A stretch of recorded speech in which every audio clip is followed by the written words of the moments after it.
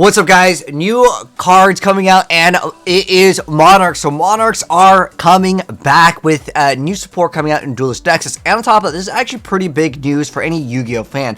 The Kaiba Corporation Briefcase is making its way to the States. So let's go and get started with the first part of the video, which is the new news of the new Monarch, which is called the Shadow Firestorm Monarch. So now what they're doing is they're combining Monarchs into like one for their power. It's almost like kind of like Caius, as well as the Stalos into one. So anyways, yeah, coming out in Duelist Nexus, it's a level 10 Pyro effect monster, 3000 attack, 1000 defense points, and it says you can tribute summon this card by tributing one monster your opponent controls and one tribute summon monster you control.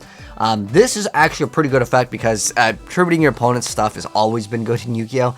And then the first part of the effect is, if this card is tribute summon, you get to banish one random card from your opponent's hand. And if you do, inflict 1000 damage to them. Then, if this card was tributed by tributing a level 8 or higher monster, you get to banish one card on the field.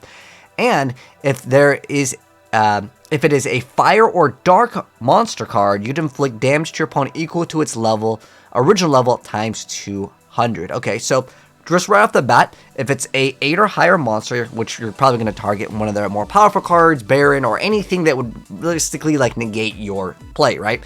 You're going to be able to deal, let's say it's like level 8, right? You get to deal maybe 1600 points of burn damage, in addition to getting another 1000 burn damage. So just right off the bat, if we just use those two numbers right there, that's 2600 points of burn damage. But remember how plus you are going with this. Now, it does have kind of like, well, it does require you to tribute summon a tribute summon monster you control. So maybe something that's already activated its effect, maybe you can use it with that. But being able to get rid of one of your opponent's monsters, and they can't really do too much about that, and then you get to banish a random card from your opponent's hand, and then on top of that, you get to banish another card on the field. Okay, that is 3 cards, and not even counting the extra burn damage that you would potentially be able to deal with them. Maybe the burn damage won't be that much, but again, at least level 8, we're looking at like 1600 points of burn damage. So I would say this is going to be pretty cool, and this is basically probably more than likely going to be a hint towards what we're getting next up. Probably one of them is going to be a bouncing back card. We're probably going to get like some destruction of spell and traps. Probably going to be Mobius. There's going to be probably a lot of these coming out. Even Ryza being able to bounce back. But if they're going to all require a tribute summon card, obviously, yeah, going second would be just much better. That Monarchs turn 1, if they do happen to have a good play, they can lock your opponent out of the extra deck, which is a pretty good thing already. So that's my opinions on the new Monarch. Now, moving on to the other news with the Briefcase, we also have kind of the price point for maybe what's going to cost. Now, I remember these were really expensive. I had an offer of someone's like, dude, I can get my hands on one of these for 500.